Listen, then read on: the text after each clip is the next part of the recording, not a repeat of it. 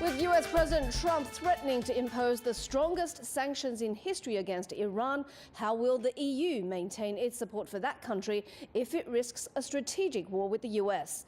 And after Nicolas Maduro wins another 6-year term as Venezuela's president, what chance does Maduro have fixing the disastrous economy faced with more US sanctions? Welcome to The Point. I'm Chen Lei, sitting in for Liu Xin.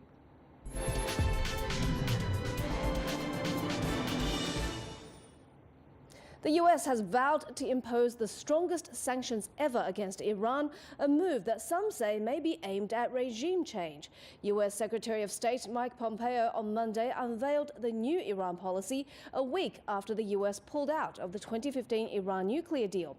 Within hours, Iran's President Hassan Rouhani fired back at Pompeo, asking, "Who are you to make decisions about Iran?"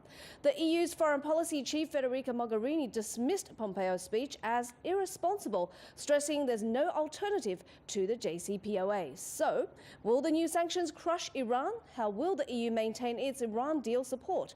Joining our discussion today are Ghanbar Naderi, correspondent of the Tehran-based Press TV, Jonathan Sacerdoti, a terrorism analyst joining us from London, and Professor Doga Eralp from the School of International Service at the American University in Washington, D.C. Before jumping into the discussion, let's listen to what Pompeo said Monday. The sting of sanctions will be painful if the regime does not change its course from the unacceptable and unproductive path it has chosen to one that rejoins the League of Nations. These will indeed end up being the strongest sanctions in history when we are complete. Right, let's get back to our discussion with our guests. Let me ask you first, Jonathan, observers say the 12-point laundry list from Pompeo is so impossible that it basically says diplomacy is out the door. What do you think? Donald Trump's White House is clearly playing things differently, not just in the United States, but across the world stage. And some might say that those 12 things are impossible, but others would say that those 12 things are blindingly obvious, and that what Donald Trump is doing is resetting the balance here. So after 8 years of Obama in the White House, culminating in what Trump has called a disastrous agreement with Iran, Trump is literally pulling the tablecloth from under all of the settings on the table and hoping everything lands back in balance rather than there being a giant mess afterwards. Now, like when magicians do that, sometimes it works, sometimes it doesn't.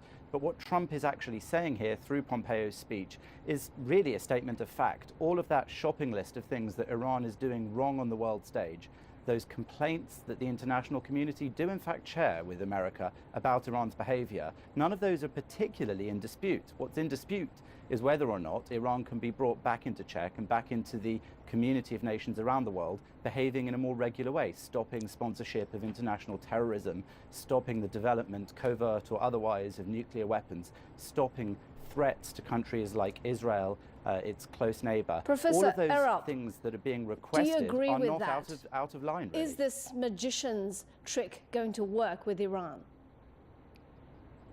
Well, if this trick had worked, it would have worked earlier, right? So the reason why JCPOA in the first place was designed was to try a new trick, right? That's a good combination of rewards and sticks.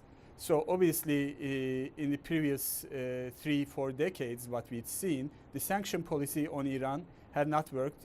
On the other side, it further consolidated the grip of the hardline clerics in the Iranian regime. So I'm pretty clear that Secretary Pompeo is aware of that. So it's not necessarily about forcing regime change in Iran, but rather giving a clear message to US allies in the region like Israel and Saudi Arabia that US is firmly behind their positions and policies in the Middle East against Iran's influence in the region. Jonathan, do you think the punishment, that sending out that message, is the strategy? Or is it really regime change? Well, I think let's not put too fine a point on this. Donald Trump, America, many countries across the world would like to see regime change in Iran. But that's not the primary aim of what they're doing now. It may be a secondary aim, but regime change, as we know, is very hard and can result in quite a mess.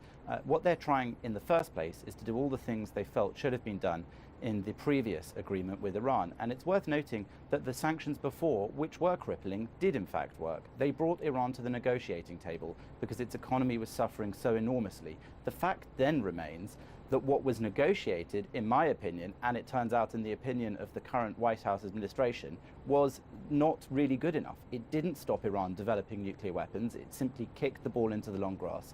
There was a sunset clause which says that after some time they would basically be able to resume their activities. The Israeli intelligence haul that they spectacularly got out of Iran, all of those documents taken out of the country showed that they had not got rid of their plans on how to build nuclear weapons. They'd simply put them away in a place that they thought was secure.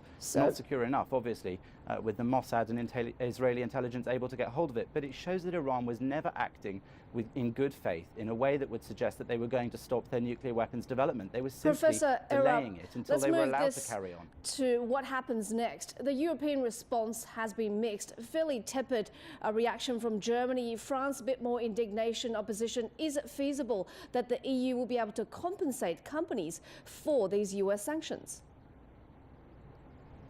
Well, obviously, European Union found itself between a rock and a hard place, isn't it? European Union has now have to emerge as the voice of reason in the international arena. But while doing it, EU also has to find a way, some sort of a compromise with the United States that it would still be able to protect the interests of the European companies in the United States while still upholding the JCPOA deal. So that obviously is a difficult case, as we've seen recently with Total's announcement that it's going to withdraw from the deal that it struck with the Iranian government earlier. So obviously the burden would fall rather on the shoulders of the prominent EU governments rather than Brussels. So in the coming few weeks, we would expect to see more determinant moves by some of the European leaders to protect the Iran deal. Do you think it's feasible that the EU will be able to stick to the deal, Jonathan? Not really, and I think that that's another interesting feature of what's happening here. Donald Trump is making decisions on the world stage that might seem unpopular with other countries. This is one example, the scrapping of the JCPOA. Another is the moving of the US Embassy in Israel to Jerusalem, acknowledging something that had been talked about for decades in the US. What's interesting about these sorts of foreign policy moves is not that they come from a lunatic president, which is the accusation from many. It's that in fact America is resuming its position of leading the world. And while the European countries in particular might not want to follow on either of those cases, but specifically we're talking about the Iran nuclear deal today, they may find that they have to, because while they're trying to negotiate with Iran in order to keep those very lucrative business ties that they're in the process of resuming after the sanctions were dropped, they may find that the punishment from the US, and that's been made very clear to them, it may be painful for them, but if they're not with the US, they're against it on this. They may find that they have to choose between Iran and the US, and I like to think that the European Union and European governments, however strange in some of their foreign policy behaviour, will know which one of those is their true ally and which one of those is their true trade partner. So ultimately, this all comes down to money, and that's something that Donald Trump really understands. Ghanbar, I know you're joining us via phone from Tehran. I'm not sure if you heard what our guests were just saying, but Iran is asking Europe to create the conditions which would encourage private companies in the EU to function in Iran. Is that possible, and what does that entail? Well, this is a very complex situation for the time being. We don't know Europe, how Europe is going to react, whether it is going to stand against the pressures, imposed by the Trump administration. But at the end of the day, we have to think about our own national interests. And as our president made it absolutely clear yesterday, who is the United States government to tell us what to do and what not to do in the Middle East, let alone in our own country? They want us to sit down again for negotiations and start all this, theater all over again and trust the United States. How is it possible to trust the United States? The same regime that a couple of days ago, its president did exit from the nuclear deal and violated a deal that was sanctioned and ratified by the UN Security Council, and at the same time endorsed by the rest of the UN Security Council member states and the EU, and plus Russia and China. This was a huge win-win deal for everybody, for the international community, and it was for international peace and security. But the Trump administration decided to walk out just like that. And now they are expecting us to listen to them and take and do exactly 12 demands that they are making from us, which, by the way, it is wishful thinking. Iran is not going to forego its national interests, let alone leave Syria or Iraq, just as the Trump White House wants us to do. We were there to support them in the war against terror. We will leave if they want us to leave. But at the end of the day, Iran is not going to trust the United States again and deal and write another deal with them or sign them. So, Ghanbar, is this going to move Iran closer to China and Russia? Absolutely. We don't trust the West. We don't trust the European Union, because they are going to do what exactly America wants them to do. But China and Russia have independent policies. China stood with us. China helped us to sign that nuclear deal, reach that important agreement. Russia was standing beside us when they tried to impose sanctions on us at the UN Security Council.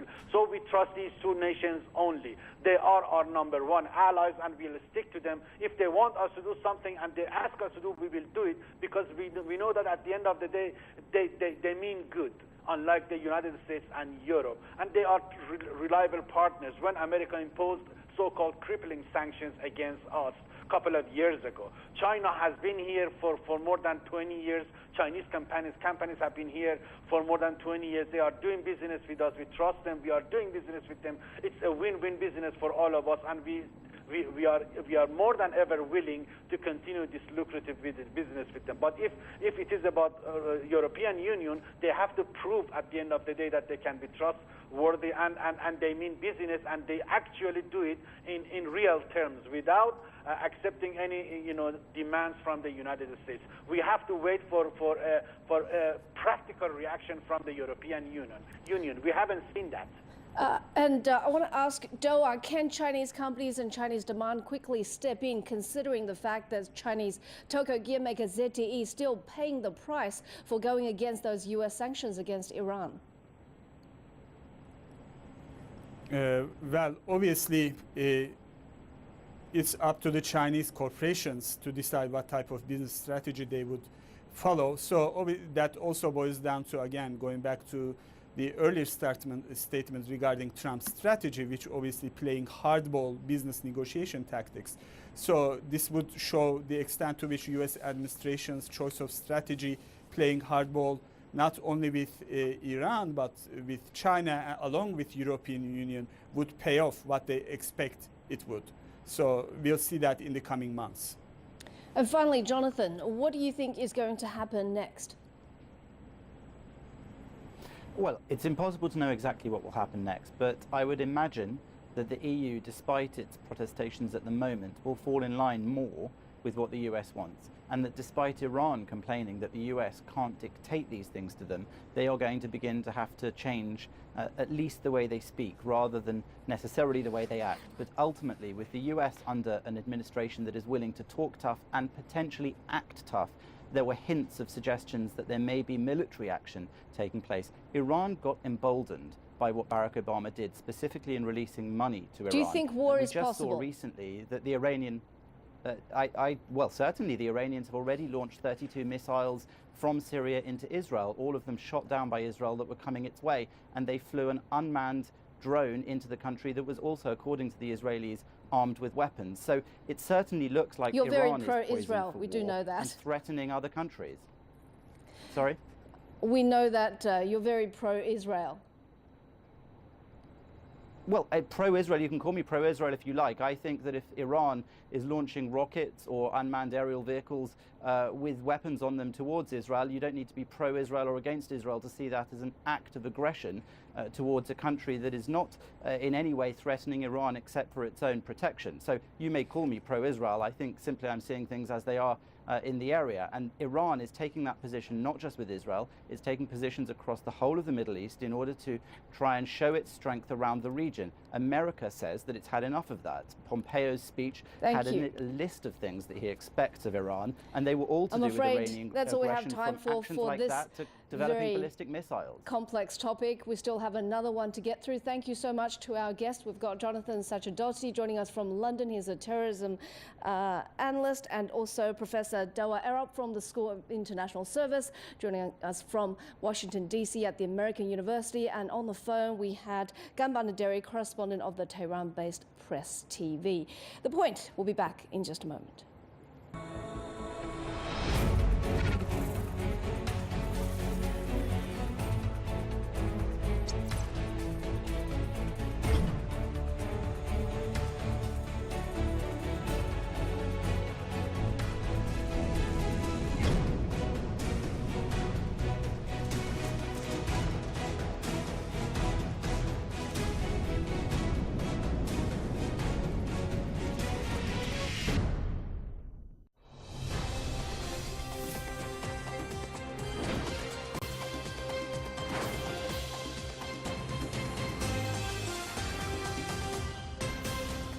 This is CGTN.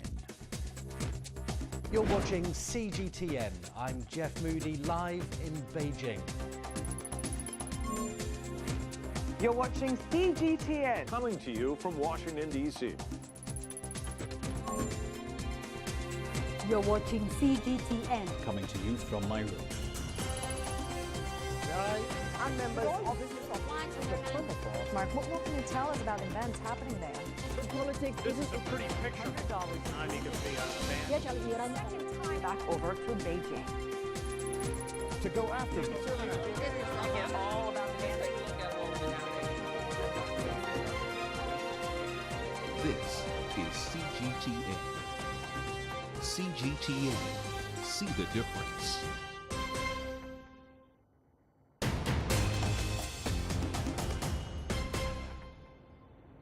Venezuela's leftist leader Nicolas Maduro won a new 6-year term on Sunday, but his rivals have alleged voting irregularities. Turnout was just 46.1%, way down from the last election's 80%. The opposition said the real figure was close to 30%. Victory for Maduro could trigger more Western sanctions as the country grapples with an economic crisis. It is in the 5th year of recession, there's falling oil production, and Venezuela is seeing malnutrition, hyperinflation, and mass immigration. Both the country and the state oil company are in default. So what happens now? What chance does Maduro have of fixing the economy? And would Western sanctions bring about regime change? With me are Phil Gunson, a senior analyst at the International Crisis Group, joining us from Caracas, and Dr. Dany Bahar, a David M. Rubenstein Fellow in the Global Economy and Development Program at the Brookings Institution, joining us from Washington. We also have Victor Gaujakai joining us from Macau by phone. I want to talk to you, Phil, because just 46% of the electorate turned out to vote, which appears to reflect both opposition boycott and supporters' disillusionment. What does the low turnout mean for the future of the Maduro administration?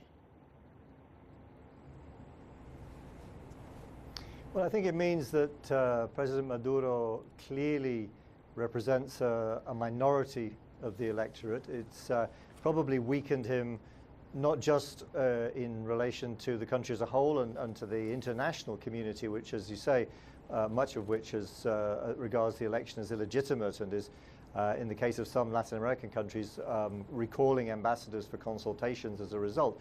But I think it also weakens him internally, in the sense that his rivals for power, perhaps within the ruling coalition, people who are unhappy with Mr. Maduro's handling both of politics and of the economy, might feel emboldened to try to replace him, even though ostensibly he is a re-elected president. I don't think his position is very comfortable. As you say, his performance on the economy has been extremely poor. The country is facing very, very severe economic and financial crisis, for which Mr. Maduro doesn't appear to have any solution. He hasn't got a plan beyond continuing with the same policies that have created the situation we're in now. Dany, it's said that the election could trigger new Western sanctions, but I've also heard that it doesn't need to be new Western sanctions because banks don't want to lend to Venezuela anyway, and oil production is down anyway. What do you think? Yeah, that's correct. I think that more sanctions are going to come up, but you know, the worst of all sanctions is the one that the government has summoned upon itself. The government has mismanaged the country in such a way that even if there were no sanctions whatsoever, they wouldn't been able to. They wouldn't been able to get funds from the international community or from the international financial system, because it's a very unreliable borrower. It's very clear that they're unable to repay the debt. So why would you or anybody else would give them money to such a bad borrower? So it's not about the sanctions, really. It's about the mismanagement that has become the worst of all sanctions. Dany, you're a Venezuelan, and many Venezuelans have been quoted in Western media saying they're disillusioned and angry about the election. They criticize Maduro for economic hardships and the opposition for the dysfunctional split. You were recently in Cucuta, the border with Colombia. Is that fair comment, or does it show Western media bias?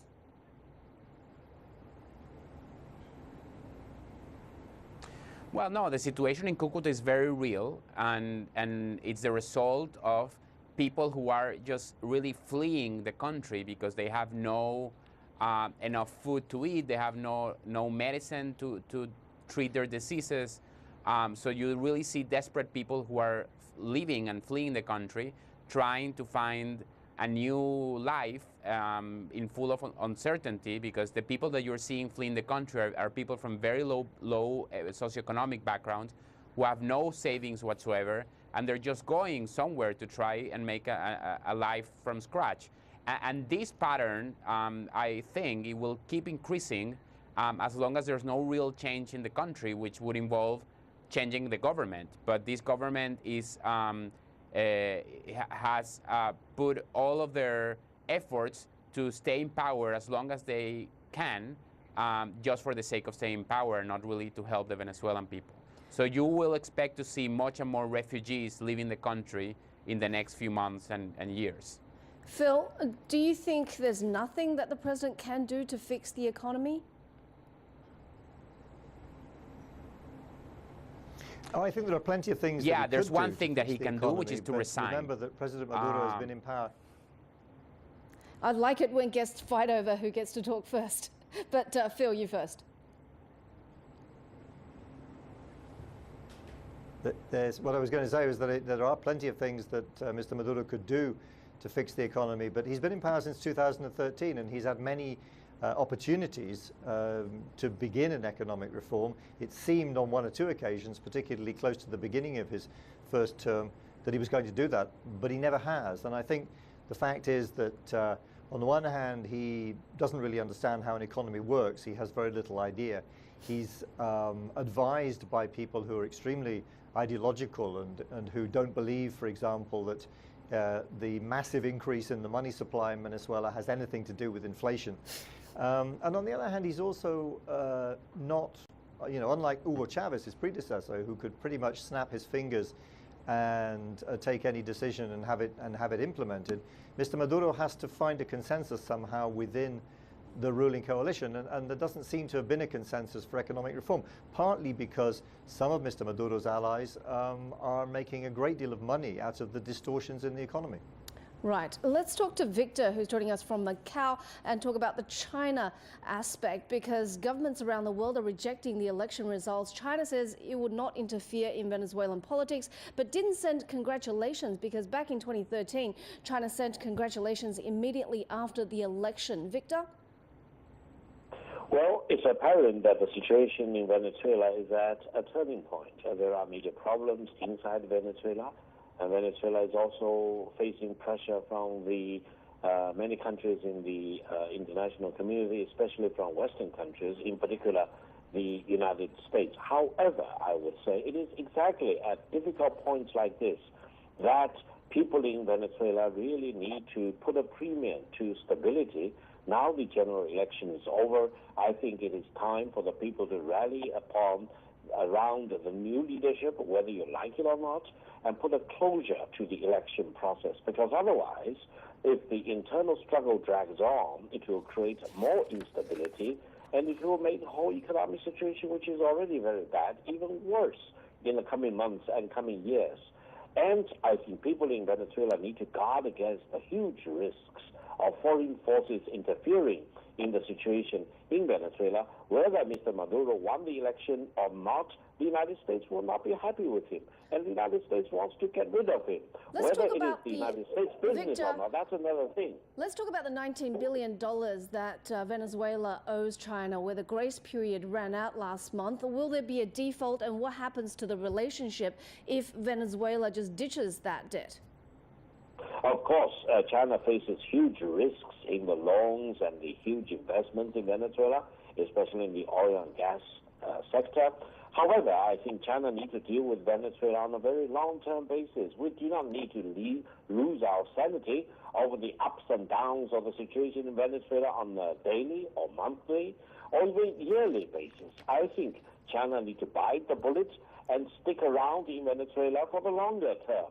And I think the Chinese government is actively renegotiating with the Venezuelan government for the huge investments. It's apparent that the Venezuelan government does not have enough money to repay for all the loans that they have incurred, and also they are defaulting on some of the major oil exporting transactions. However, I think we need to see the hope. Oil price in the world is coming up, and it is time for Venezuela to get its acts together and for the government to really devote itself to national development rather than wasting more time in this internal endless struggle, political struggle, Dany, sometimes fueled very much by international intervention. Let me bring it back to the plight of the Venezuelan people, because as many as 1.5 million have left Venezuela over the past 2 years, mostly for neighboring countries. Although they have been generous in helping the Venezuelans, nobody in the region is calling this a refugee crisis. There's even discrepancy about the number of people leaving, and based on a recent discussion at Brookings with aid agencies that you had, Dany, I don't see the $1.5 billion you say that's needed coming out of anywhere. Are you asking the question to me? No, to Dany, right, Dany not Bahar. yet. I think I think that not yet, and it's a very important sum of money, so it's not going to be easy to gather that amount of money or something smaller. I think, though, that on the ground you're seeing the governments of Latin America really coordinating and trying to put together the efforts to understand the situation. I think that the reason that the numbers are so there's no consensus on the numbers because a lot of these people who are crossing the border are doing so without a passport, because there's simply a lot of people in Venezuela without passports because the government simply don't have even money to print passports. Correct. Yeah, correct. I don't have a passport for more than a year. And so it's very hard to take those numbers. The government of Colombia is doing a great effort on putting together a census to understand the numbers, and I think it's going to be clearer within a month what is the actual number of Venezuelans in Colombia, and that will give us also a better idea of the region. Thank you so much for all our panelists. Phil Gunson, Senior Analyst at the International Crisis Group in Caracas, and Dr. Dany Bahar, David M. Rubenstein Fellow at Brookings Institution from Washington, and Victor Gaujakai joining us by phone from Macau. That's going to do it for this edition of The Point. A lot for you to digest, I'm sure. You can download the app called CGTN to watch our show on your mobile devices, or go to YouTube and look for CGTN The Point. Thanks for watching. I'm Cheng Lei, subbing in for Liu Xin.